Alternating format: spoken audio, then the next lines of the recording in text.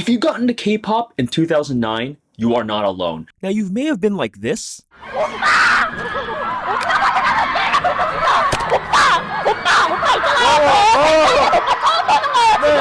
And that's because a lot of K-pop fans really liked their music in 2009. 2009 is perhaps the most important year in modern K-pop. This is the year where everything came together for K-pop as it introduced a slew of new people into Korean music. You also might have been part of that generation as a lot of international fans first discovered K-pop in 2009. While for many older K-pop fans, they remember this year fondly as many iconic songs and groups came out this year. So let's take a look at K-pop history by rewinding to the K-pop past in 2009.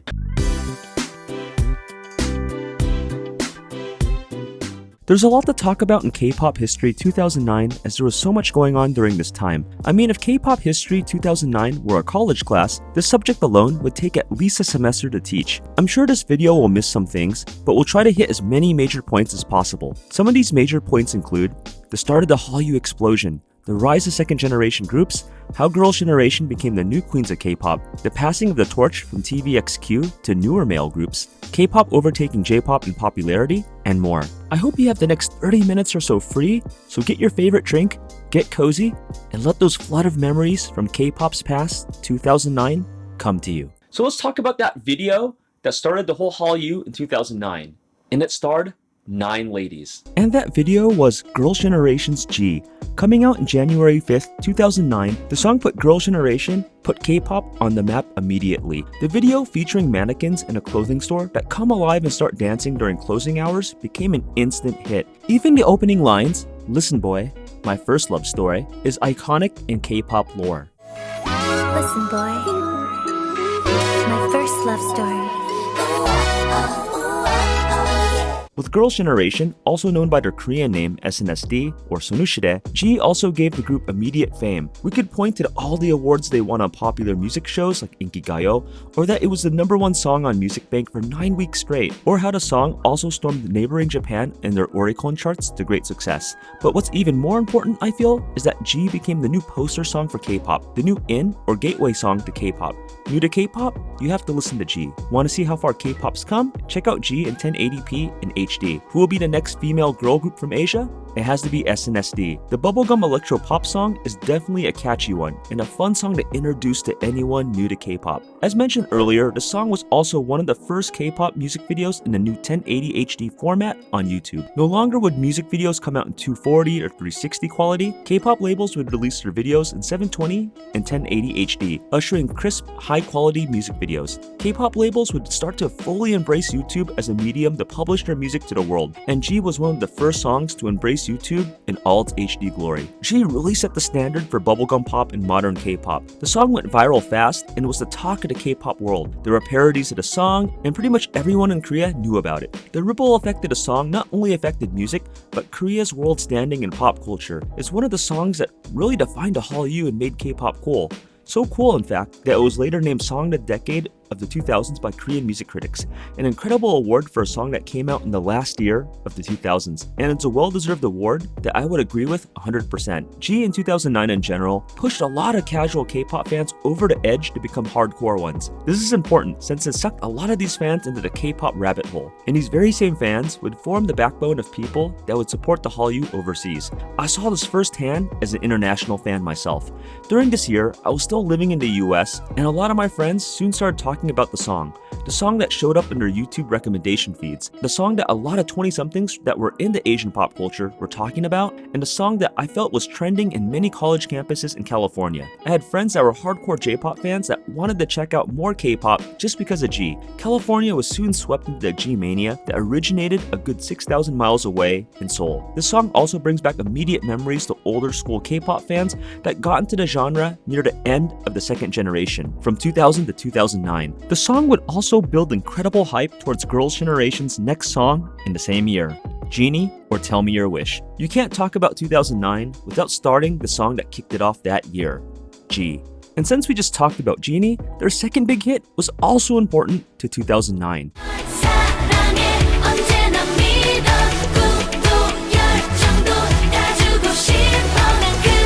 Because if Gee catapulted SNSD to the top of female groups in K-pop, Genie, or Tell Me Your Wish, cemented the new age of SNSD for the next several years. The catchy hook, the shift of SNSD doing a sexy navy uniform concept, and the leg beauty dance were all appealing. And let's not forget Tiffany's iconic words, DJ, put it back on. DJ, put it back on.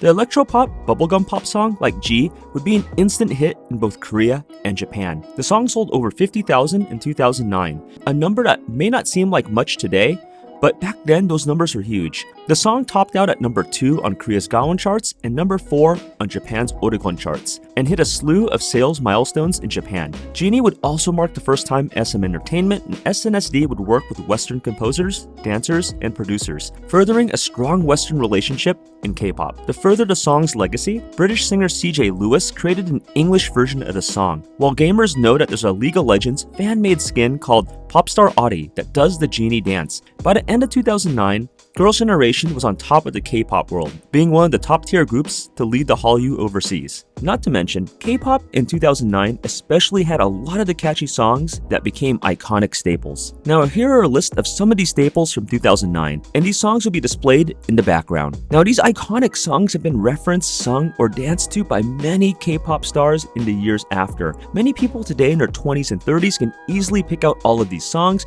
as they were played often that year. And one big reason many of these songs became iconic in K-pop lexicon is because of the addictive hook these songs had. When you get a repetitive hook song stuck in your head for hours, it soon becomes memorable. And 2009 definitely had these hook songs in spades. If you like numbers, you'll see immediately the impact of how 2009 alone changed K-pop, and you don't have to be an economist or a mathematician. Let's check it out. Just by focusing on the exports category, tells just how popular K-pop became overseas. In 2008, the exports was about 16.5 million and jumps to about 31.3 million in 2009. But after the Hallyu explosion of 2009, K-pop's exports went up by 2.5 times to 83.3 million in 2010. Here's another cool stat. From 2009 to 2012, the Korean music industry's average growth was an insane 11% per year. SM and YG Entertainment would be two of the leaders spearheading that growth. Their K-pop exports would go off this year, as this would be the start where they had a lot of revenue coming from overseas, and not just in Japan. SM Entertainment was already quite profitable by 2009 internationally, but by 2012, its overseas revenue would outpace its domestic revenue. YG would take a bit longer to get overseas presence, but like SM, by 2012, its overseas revenue would be significantly higher. Going a bit further with the big three, YG, SM, and JYP, for overall profit, 2009 was a huge year for both YG and SM Entertainment. Now if you look at the net profit, SM made around 4.4 million USD, with YG close at 4.1 USD. And this is due to SM singers killing it this year with Super Junior, SHINee, Girls' Generation, DBSK, yeah, despite the lawsuit, FX, and BoA all posting strong years. With YG, it's all about Big Bang carrying the label, both as a group as well as each member's solo activities, showing Big Bang's immense profitability and influence. Newcomer 21 would also pitch into YG's profit margin. As for JYP, they lost around 4.6 million that year, and much of it is due to the Wonder Girls headed to the US. Since any sales the Wonder Girls achieved in the US wouldn't count in Korea, it explains the big hit JYP had that year. However, the rise of 2PM would increase their profit immensely the following year in 2010. And last, K-pop grew from being ranked in the 20s in 2008 to number 11th in physical sales and 8th in digital sales by 2012, to 6th in the world by 2017. And one big outcome of K-pop's explosion is finally overtaking Japan for the cool music of Asia in 2009. Now, this year also marks K-pop overtaking J-pop for the first time. And this is pretty big, especially to J-pop turned K-pop fans or anime fans. And for the longest time in Asian pop culture, J-pop was the dominant choice of music from Asia. And it would really take a big year for Korea to overtake J-pop. And 2009 was that big year. And according to Google Trends, around October of 2009 is when K-pop started trending a lot more than J-pop in terms of Google search, YouTube, and social media. By this time, you can feel that K-pop was just being talked about more and more. Groups such as SNSD, Kara, Big Bang, Wonder Girls, and others were instantly appealing. They would appeal to international fans a lot more than J-pop, and Korean companies also embraced YouTube and made Korean music a lot easier to find than their Japanese counterparts. If you're more interested in this topic, I did 3 videos on how K-pop overtook J-pop, so check them out.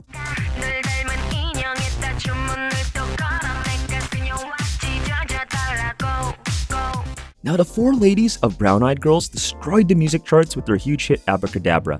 Known more as an R&B and ballad group before their popular song, their plan for Abracadabra was to come back as sexy, badass girls. Since there was a lot of cute, poppy girl groups coming out during this time, the sexy girl crush concept, alongside 21, would make them stand out a lot more. Their switch from R&B to electropop and dance was also a very smart move. The result? A viral hit was instantly born. The song was known for its dance, called the arrogant, saucy, or just Abracadabra dance, and like Gee, parodies were made from the song. The dance was also used later in Psy's Gentleman, with Ga-in as the cameo for his video. The song was also controversial for K-pop standards, as in trailers, it suggested a kiss scene between 2 of the group's members, Ga-in and Narsha. When the MV finally came out, the video definitely lived up to its controversial reputation due to its suggestive content, but in the end, the edginess only added to the video's popularity. The emergence of 21 was another big point, and it was the sister group to Big Bang. But rather than follow the K-poppy bubblegum / dance tune, 21 actually went with this thing called the girl crush concept, which was relatively new in K-pop, where it had badass ladies that would mix hip-hop and rap into their pop songs. 21 first debuted with Big Bang's help in Lollipop, then hit huge success with Fire.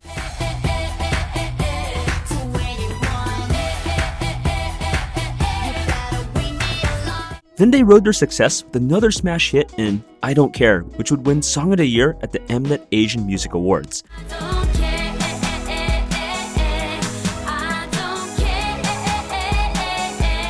Both Fire and I Don't Care made 21 an instant household name. The emergence of 21's sudden rise also made YG a major player in the Hallyu push. The label had both a top-tier male group in Big Bang and now a top-tier female group in 21. 21 and their main contemporary, Girls' Generation, would be the top 2 female groups in K-pop for the next several years. So where would the biggest female group before 2009 fall into this? The Wonder Girls dominated the past 2 years in 2007 and 2008 with their trifecta of songs, Tell Me, Nobody, and So Hot. But in 2009, their label, JYP Entertainment, would look to other opportunities. Rather than keep them in Korea, where the Hallyu was exploding, JYP would send them to the US to open for the Jonas Brothers. They would live in New York and then concentrate on US and overseas activities for the next 3 years until their hiatus in 2013. Since last year, K-pop was making inroads to the US with Reins, Seven, BoA, and others doing appearances. JYP thought he could capitalize on the international market by putting his hottest group into the overseas fray. Yet one big change this would have was that Wonder Girls would be ceding their top female group queen status while they were abroad. This title would soon be filled by Girls' Generation as the new queens of K-pop, with a new generation of female groups emerging to represent K-pop in 2009 and beyond. The girls of Kara have now grown up to be young ladies. While they still had their cutesy image in the song Honey, their real shaker would be Mr.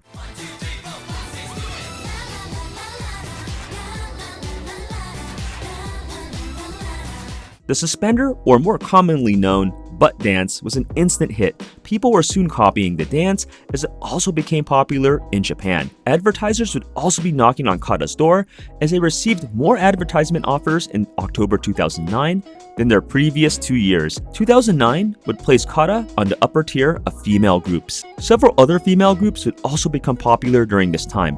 4 Minute, T-ara, Secret, and After School would represent the new generation of girl groups. 4 Minute would release Hot Issue, and the group would instantly become a staple in the 2010s.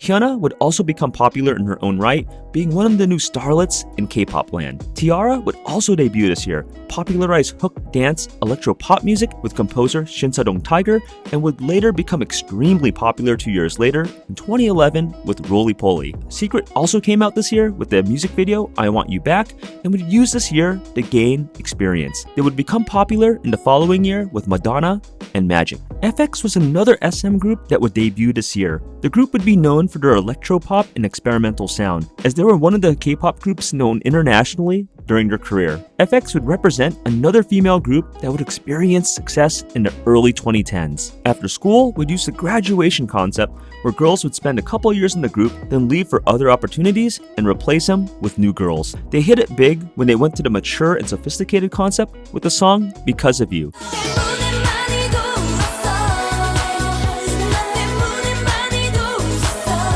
And debuted #1 on the Gaon charts, a rarity for a rookie group. As for a little-known group, Beast, or now called Highlight, also came out in 2009. The group that was first known as singers that were recycled and couldn't make it into other groups would be serious underdogs from the start. Yet, the group would be one of the biggest surprises and breakout stars in the early 2010s as they would use 2009 to get their feet wet in K-pop land. Let's move on to SS501. Alongside Super Junior, Big Bang, and DBSK, SS501 was dominating in the mid to late 2000s, and they had quite a following in Japan as well. In 2009, they would have an Asian tour to raving crowds, then come back to Korea and release Rebirth. Rebirth was the third best-selling album in 2009, just behind Super Junior's Sorry Sorry and G-Dragon's Heartbreaker. And that's very impressive, given how many big, iconic hits were dropping that year. So what was the insanely popular group Big Bang up to this year? While they were doing Japanese activities and releasing albums in Japan, 2009 was really their year to do solo activities. Big Bang's members showed that they could also thrive doing their own thing. Their solo tracks came from G-Dragon and Taeyang.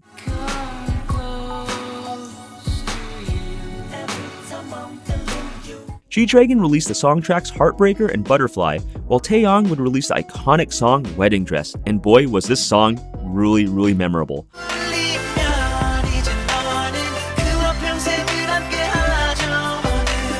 The others would move into acting and advertisements. Despite 2009 being an incredible year for several groups, TVXQ, or DBSK, was not one of them. For much of the mid to late 2000s, TVXQ dominated K-pop land. They were like the Michael Jordan of male K-pop, but by 2009, this period would be the group's death knell. The group became embroiled in a lawsuit against their label, SM Entertainment. DBSK was fighting against their insanely long 13-year contract. Oh my gosh, that is a long time. And fighting against overwork, unfair profit splitting, and the members' schedules being shown without the members first knowing. This was a big case since it put the spotlight on horrible slave contracts in the K-pop industry. Although these contracts would be more fair in later years, TVXQ would be among the first to fight for better rights for idol singers, and the end result of this case was that 3 members left the group, forming a new group called JYJ, while Yunho and Chongmin stayed on as DBSK and SM Entertainment. DBSK, as the original 5-member group, would be no more. And while the new duo still did well in sales and concert attendance due to their insanely loyal fan base in Korea, Japan, and Asia, the breakup of the original 5 really shattered the group's dominance, as TVXQ would cede their dominance to other male groups. The fall of TVXQ signified a new generation of male groups in K-pop. No longer would male K-pop be dominated by TVXQ, which really defined the second generation of boy groups. They were insanely popular in Japan, as their success was a major reason why future groups would tour in Japan, hoping to crack the profitable yet difficult Japanese music market. The group also bridged the first generation male groups of the late 90s and 2000s, such as HOT, Chexkies, and Shinhwa, to the second generation. And it took the male group torch when many of the first generation boy groups retired. Fans of the group, also known as Cassiopeia, were devastated, as it was thought by many that they would be around into the 2010s as a full group. And from their incredible success of 2008's Neurotic, pretty much everyone thought there would be no slowing down the TVXQ hype train.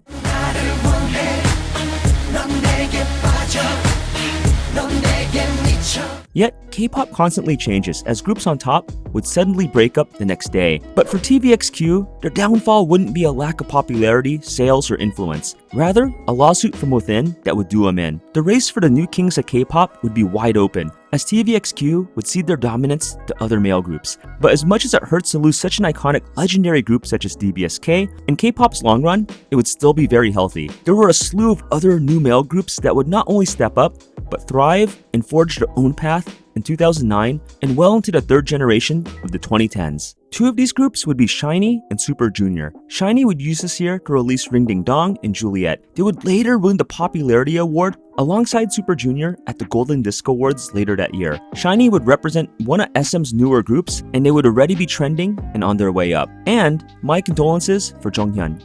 Rest in peace. As for SM's other, more older group, Super Junior, Sorry Sorry brought the group into prominence as the song charted in several Asian countries as the #1 song. Taiwan especially loved their Super Junior, as Sorry Sorry was #1 for a record 37 weeks on their charts. So it's no surprise when Sorry Sorry won the Disc Daesang, or Record of the Year, at the Golden Disc Awards. Both SHINee and Super Junior showed that SM Entertainment had a pair of popular male groups to head into the 2010s. And as catchy as Ring Ding Dong and Sorry are, both songs would also have iconic dances as well, which some were aforementioned earlier from their songs. Having so many iconic songs alone would have made 2009 a special year, but this year also had a couple iconic dances. Some of these dances that live in K-pop lore include Girls' Generation's Gee and Genie, Super Junior's Sorry Sorry,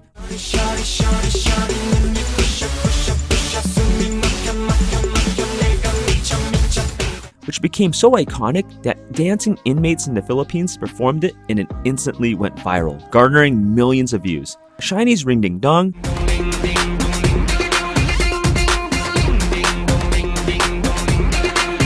Kara's Mister, as the dance aforementioned earlier, caught on very fast. And I feel that creating an iconic dance is a lot harder than having a catchy tune, as the dance has to be both pleasing to look at, yet simple enough for the average person to do. Now moving on to JYP's newest project, 2PM, they look to be the next big male group.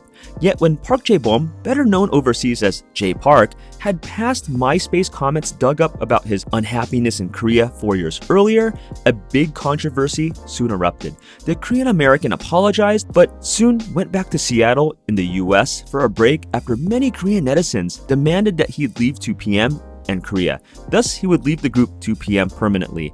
This was big since losing a member, especially your leader in J Park, was almost always disastrous to a group's career. Yet with the 2PM J Park break, both parties actually did well. 2PM had a great year the following in 2010, while J Park would bounce back as Koreans felt that they were too hard on him. He would do a cover video on B.O.B's Nothing on You in March 2015 of 2010 on his YouTube channel, as it quickly went viral and hit over 2 million views in less than 24 hours. After his cover song, he would be trending on Twitter and return to the then biggest crowd ever seen on Incheon International Airport. From there, he would forge his own path and become in demand once again. His hated to now celebrity status in Korea just a year later would be one of the biggest comebacks in modern K-pop. He would be insanely successful as a solo artist, rapper, and businessman as CEO of AOMG and Higher Music. So wrapping it up, 2009 was an incredible year in K-pop, being both very influential and bringing a ton of nostalgia to older school fans. The amount of iconic songs and dances this year finally put K-pop on the world map, as this year would represent the beginning of K-pop's first golden age. And sometimes I long back to this year, the year of incredible excitement, and when many fans first discovered K-pop and fell in love with it. So 2009, if you can hear me, answer me. And thank you for the memories known as K-pop 2009. Now over to you. What do you guys think about this video? Rewinding to the K-pop past 2009. Were you guys first exposed to K-pop in 2009? Do you guys have any special memories of this year? Whether it's the iconic songs, or dances, or groups? I'd love to know your comments in the comments below. And you guys know the drill. If you guys want real talk on K-pop and K-pop journalism, then please sign up for my email list and grab that free ebook on learning more about K-pop in depth. And with that being said, I'm off to watch some more Korean music videos, so I'll see you in the next video. Take it easy, guys.